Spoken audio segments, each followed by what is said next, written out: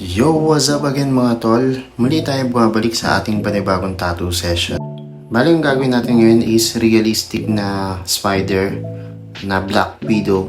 Kumbaga ang tawag dito ng mga ibang client is 3D tattoo design. Bali magkakabit na ako ng stencil ngayon. So, syempre ang gamit ko is Madkit Stencil Solution. Kung gusto mo ng stencil na nagtatagal and hindi malagkit, ito yung marirecommend ko na stencil solution. Bali, ang plano talaga na design ni Ma'am is yung spider na nasa Hunter x Hunter. And nagbagong isip ni Ma'am, may nakita kasi siya na spider na Black Widow na realistic. Tapos may mga shadow pa siya. And nakita ko, nagandang din ako sa design. Maganda rin in a way na unique yung design kahit papano kasi nauuso siya ngayon yung spider na tattoo. So usually nakikita ko yung spider na katulad sa Hunter x Hunter. At ngayon mga tol, sinisimulan na natin yung tattoo session.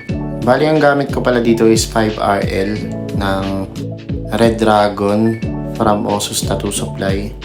Bali ang gamit ko pala dito na machine is Mas Fold 2 Pro. Maganda to kasi na-adjust niya yung stroke. Usually pag mga ganitong skin o part ng skin na medyo ma-fats, na hindi stretch yung skin or walang muscle, pinababaan ko yung stroke and nagtataas ako ng volts. Usually ang ginagamit kong volts is 5 to 6 pero dito gumamit ako ng 7 to 8. Yung sa bandang part na to, malapit sa ribcage, usually malambot yung balat dito eh. Kaya kung gagawa tayo ng tattoo dito, kailangan maingat siya kasi mas painful dito compare sa ibang part. And based on my experience, pag gumagawa ko sa part na to o sa mga part na mga malalambot na skin, ginagawa ko, tinataasan ko yung volts. Kung sa normal na balat, katulad sa mga braso, yung mga stretch yung balat o may mamuscle, ang ginagamit ko is 5 to 6 volts. Pag sa ganitong part, ginagamit ko mga 8 volts.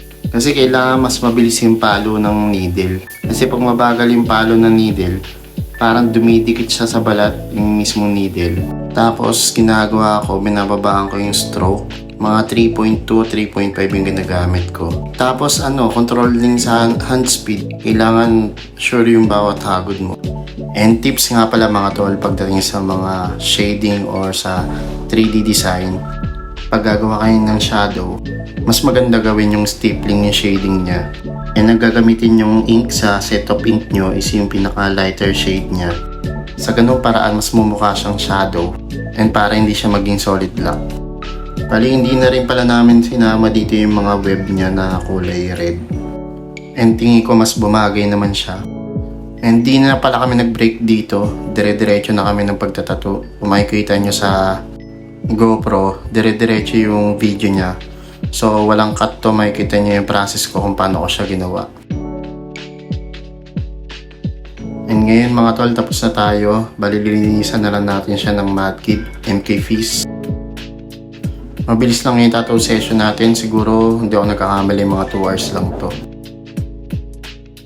And yun mga tol, ito na nga pala yung ating final result.